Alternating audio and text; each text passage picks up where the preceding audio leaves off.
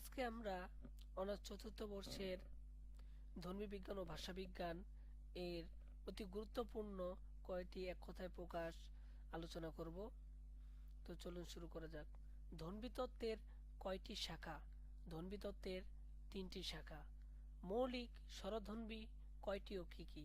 মৌলিক স্বরধ্বনি 7টি, যথা রস্বই, এ, সরিয়া, সরিয়া, স্বর ও রস্যৌ। 2 স্বরতন্ত্রের মধ্যবর্তী স্থানের নাম কি? 2 স্বরতন্ত্রের মধ্যবর্তী স্থানের নাম হলো স্বরতন্ত্রের মধ্যবর্তী পদ। কোন মৌলিক স্বরধ্বনিটি উচ্চারণে আছে অথচ বর্ণমালায় নেই? এ। মৌলিক স্বরধ্বনিটি উচ্চারণে আছে অথচ বর্ণমালায় নেই। ভাষাবিজ্ঞানী মোহাম্মদ আব্দুল হাই এর মতে বাংলা মূল স্বরধ্বনি কয়টি? ভাষাবিজ্ঞানী মোহাম্মদ আব্দুল হাইয়ের মতে বাংলা মূল স্বরধ্বনি 8টি।